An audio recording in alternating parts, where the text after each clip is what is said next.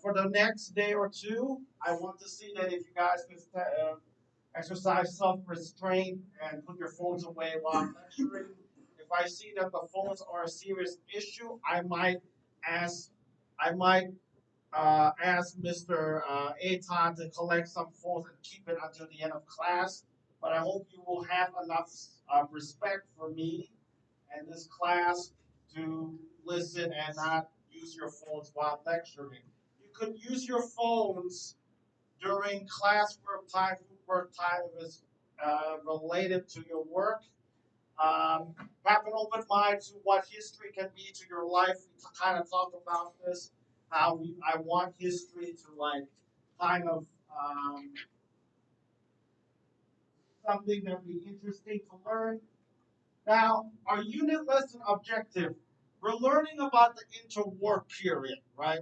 Interwar period is the period after World War I, leading off to whatever the biggest event will be next. I think you know what it is, but I don't want to spoil it.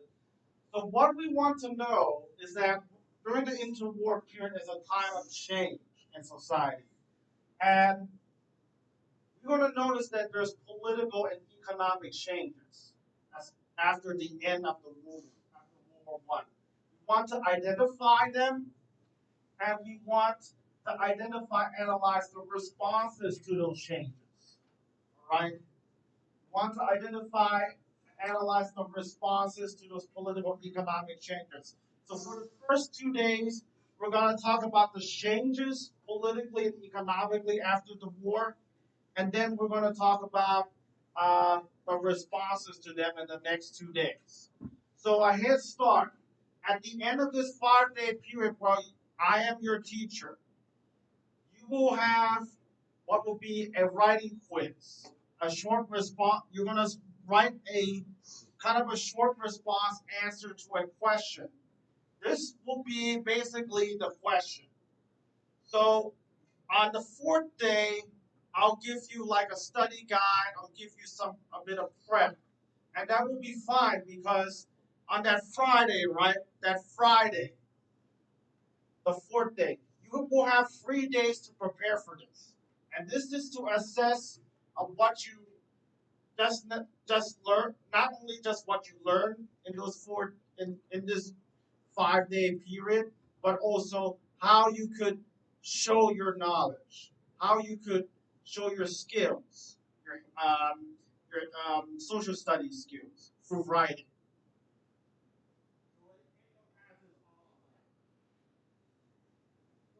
Today's agenda. Today's agenda. We will learn about the treaty that ended World War One, and we're trying to identify the political and economic consequences of the result of that agreement. And then we will have a group assignment. This group assignment will let you guys create your own peace treaty and try to immerse yourself and see how it's like to create a peace treaty. I assign you guys groups. I also assign your roles. Some of you will be the ally, will act as like the allies, the U.S., Great Britain, France in your group. Some of you will be Germany. Yes. You mean how I made my decision?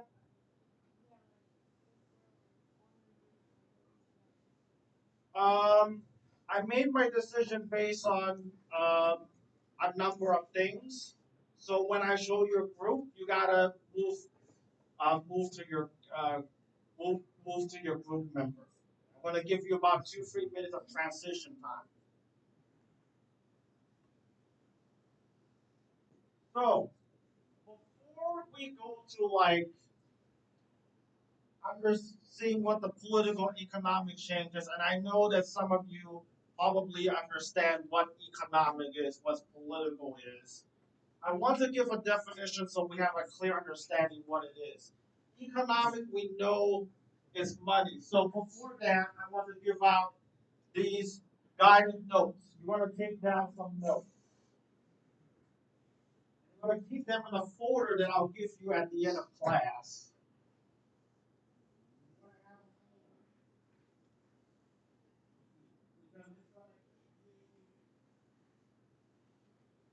keep you organized for the next 5 days.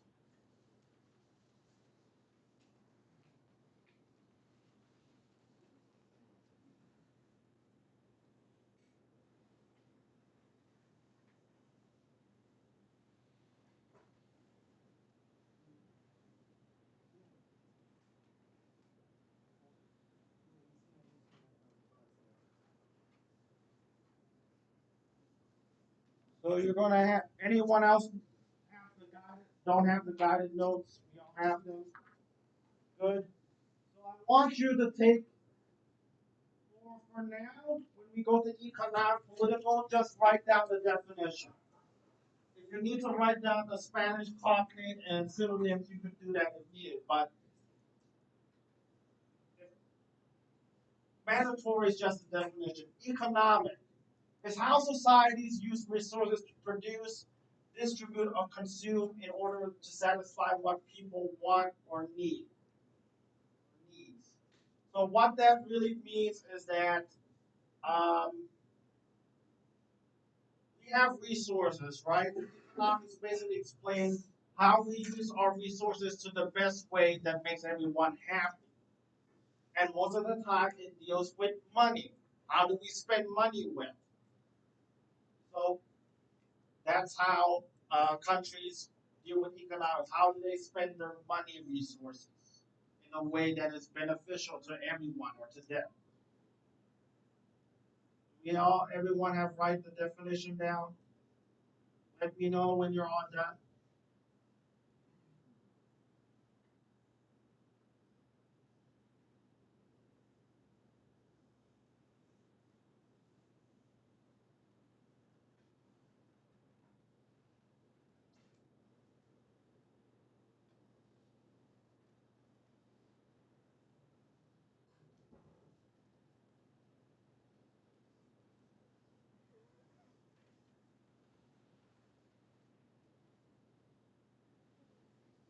Whatever you miss, you can copy from your classmates.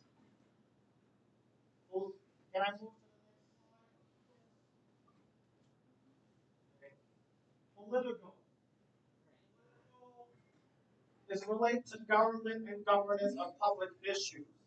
So basically about the organization of law. Anything that deals with how people use law to um, govern people. That's what political is.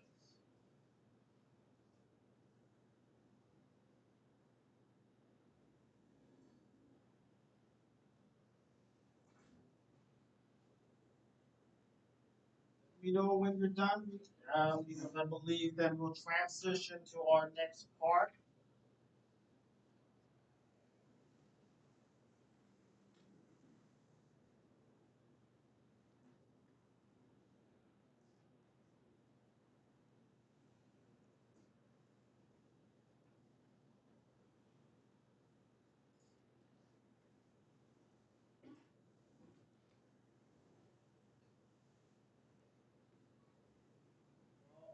Everyone done?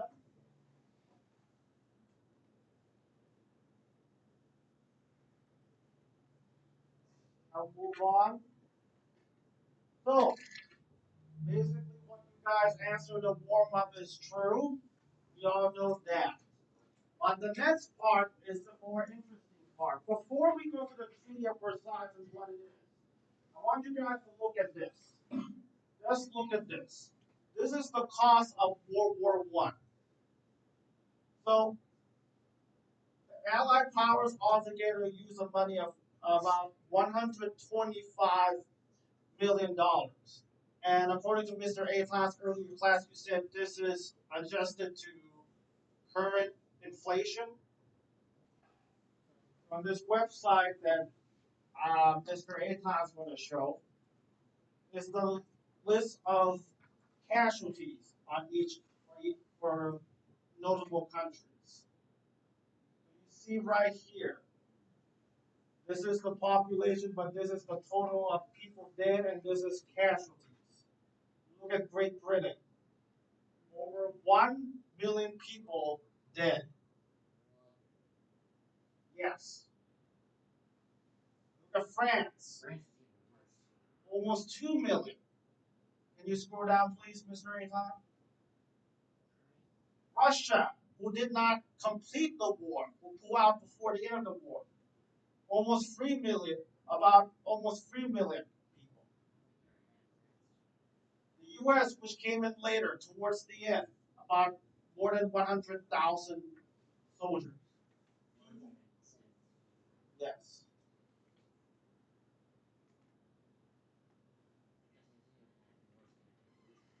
The Austro-Hungarian Empire, Germany's partner in crime, almost 2 million people. Germany, almost 3 million. Turkey, over 2 million. So you count these numbers, you can kind of get an idea. This isn't the number of millions of people. That's a loss of human resources. Go back to the slide again, please. So not to waste further time, we're going to go to a group assignment. So these are the directions. There will be groups of 3 or 4 students. Actually, I made them 4, but of course, there's some groups where you're going to have only 3 because there are students who, let's be frank, come to this class at all or don't or rarely come.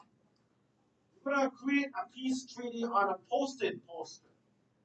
So I'm going to give you about 10 minutes or so, maybe a little bit over that, to create your own peace treaty. You're going to pick out one person.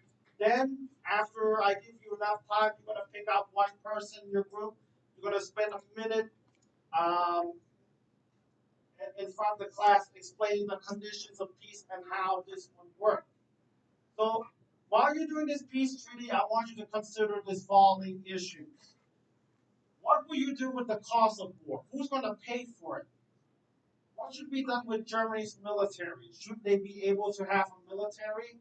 How should the size of the military be? And what should be done about Germany's colonial land and colonies? Should they keep them? Should they give them up?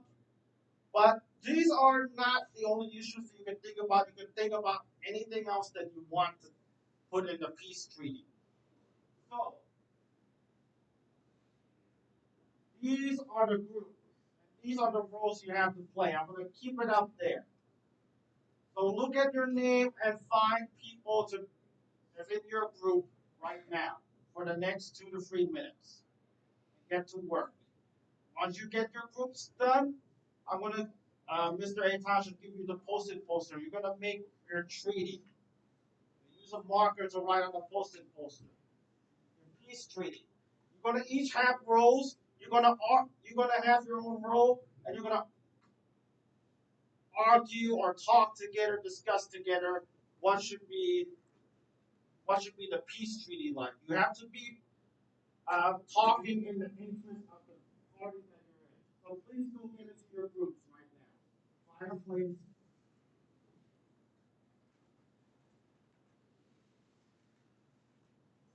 All right, guys, let's get into groups. So, group one, Otto, over here to Dennis's table. Catherine here, Mark was here in this group as well. And writing bullet points on the post-it poster.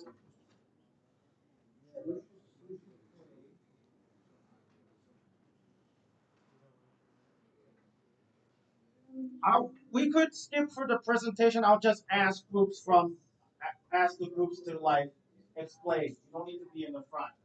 Save some time. We can switch. We can change that. You don't need to talk in the front.